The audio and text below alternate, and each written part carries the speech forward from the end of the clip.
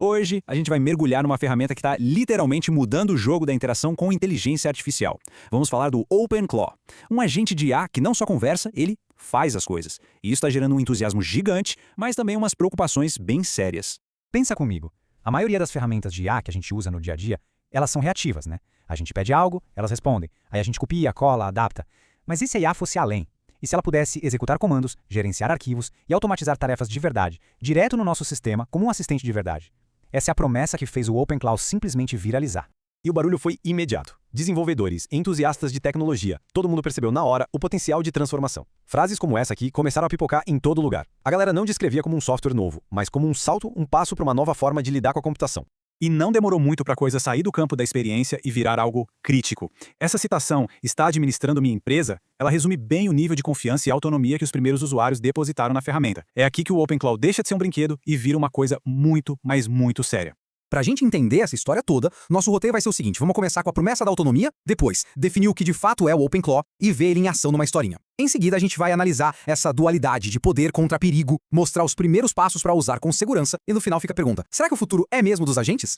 Bom, para entender o OpenCell, a gente precisa voltar para a origem dele, que foi, para dizer o mínimo, caótica e fascinante. Tudo nasceu de uma filosofia que o criador Peter Steinberger chamou de vibe coding. Então, o ponto principal é esse aqui. O OpenClaw não é um modelo de IA. Pensa nele como uma ponte, um gateway, que a gente instala na nossa própria máquina. Ele conecta os apps que a gente já usa, tipo o WhatsApp ou o Telegram, a um modelo de linguagem que a gente escolhe. E o mais importante, ele dá a esse modelo o poder de executar comandos de shell, ler, escrever arquivos, ou seja, agir no mundo real. E a evolução foi meteórica. A história dos nomes do projeto já mostra bem esse ritmo frenético. Começou como Cloudbot, mas aí deu problema de marca registrada e tiveram que mudar para Maltbot. 3 dias depois, mudou de novo, OpenClaw, o nome que refletia melhor a alma open source do projeto. Tudo isso em questão de dias. Impressionante. Para entender o impacto real disso, vamos acompanhar uma personagem, a Ana. Ela é uma desenvolvedora que usa IA todo santo dia, mas está cada vez mais frustrada com aquele ciclo sem fim de copiar e colar das ferramentas tradicionais.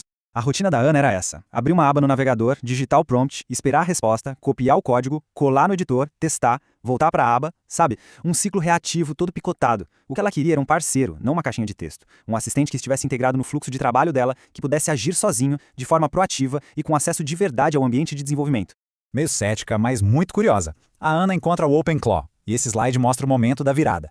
Para quem é da área de tecnologia, uma única linha de comando que faz a instalação já é um sinal claro de que a ferramenta foi feita por e para desenvolvedores. Ela respira fundo e roda o comando. E aí, a mágica acontece. A Ana, agora pelo Telegram no celular dela, pede para o seu agente recém-configurado criar um site simples. E ele simplesmente faz. Cria os arquivos, escreve o código, tudo a partir de uma conversa. A experiência é exatamente como a desse usuário aqui. Parece mágica. A barreira entre dar a instrução e a coisa acontecer sumiu. Mas como a gente bem sabe, com grandes poderes vem grandes responsabilidades. A mesma autonomia que deixou a Ana encantada é também a fonte dos maiores riscos do OpenClaw. Agora vamos analisar essa tensão, que é fundamental. Os benefícios são muito claros. A soberania dos dados é total, porque tudo roda localmente na sua máquina. A flexibilidade é máxima, é compatível com qualquer modelo de IA, qualquer sistema operacional, tem um ecossistema aberto, o Cloud Hub, para expandir as funções, e o principal, a autonomia é real, com capacidade de rodar comandos direto no terminal. Agora, o outro lado da moeda. O que acontece se uma skill baixada do Cloud Hub for maliciosa? E a tal da injeção de prompt, quando dados de fora podem enganar o agente para ele executar comandos devastadores? E se o agente, por acidente ou por malícia, expõe credenciais e dados sensíveis? O acesso total ao sistema, que é sua maior força, é também o seu maior ponto fraco.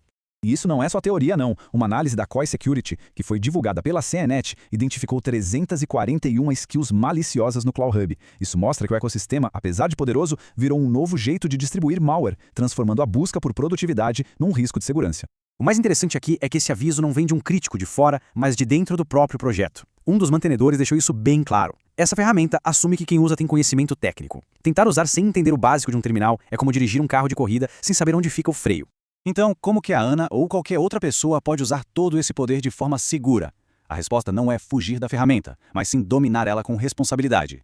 Vamos para os passos práticos. O próprio processo de instalação já dá um caminho mais seguro. Começando pelo passo 1, rodar o script. Depois, passo 2, escolher a opção Quick Start, que já aplica configurações padrão de segurança. O passo 3 é conectar seu canal como o Telegram. No 4, a pessoa interage com o agente para definir a personalidade dele. E por último, o passo mais crucial, o 5, ser extremamente seletivo com as skills, adicionando só aquelas de fontes que são realmente conhecidas e confiáveis.